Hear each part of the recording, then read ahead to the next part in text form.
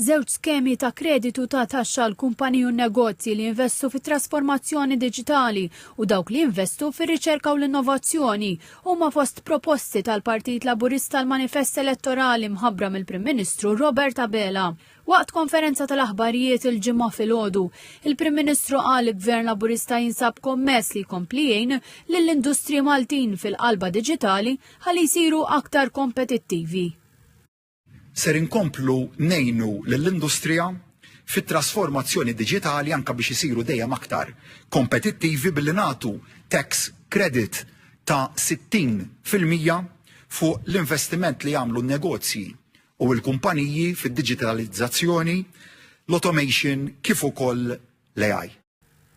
Qal b'mira ta' tkabbir ekonomiku medju ta' 4% kull sena, il-Gvern se jikkommetti 120 miljun euro għal din l-inizjattiva u n-negozji jistgħu jirċievu sa' 15 miljun euro fuq 4 snin. Għal mistoqsija ta' TVM News, Dr. Abela konferma li l-kumpaniji mhux se jkunu obbligati jonfqu ammont minimu biex jikkwalifikaw u dan biex jintlaħqu wkoll in-negozji żgħar. Qal li ma' dawn il-Gvern se jagħti wkoll kreditu ta' taxxa ta' 175% fuq l-infiq fir-riċerka u l-innovazzjoni li jkun japplika n-negozji kollha. Settur ieħor li bil-proposti tal-Partit Laburista se jkollu tibdil fit-taxxa huwa dak artistiku. Artisti kollha ġewwa pajjiżna jieħdu lura sa 10% tal-ispejjeż li huma jkunu għamlu b'capping ta' 50,000 euro. Jiġifieri jistgħu jieħdu lura sa 50,000 euro mill-ispiża li jkunu għamlu. Il-Prim Ministru qal li proposta oħra hija li permezz tal-Malta e-Residency intramprenditori barranin ikunu jistgħu iwaqqfu kumpanija f'Malta b'mod diġitali biex skontu Malta tiġbed aktar startups u kumpaniji żgħar mingħajr aktar pressjoni fuq l-art u l-infrastruttura.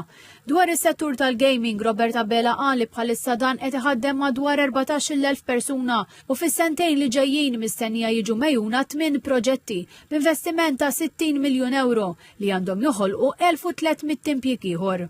Se jitwaqqaf ċentru għall-esports li jkun ma' b'faċilitajiet għall-gaming u fejn jistgħu jiġu organizzati tournament sulop għax qal li dan huwa evoluzzjoni naturali għal pajjiżna. Żied jgħid li se jitwessaw is-setat tal-Malta Gaming Authority biex tibda tiliċenzja wkoll pjattaformi tal-esports, immersive virtual content u prediction markets.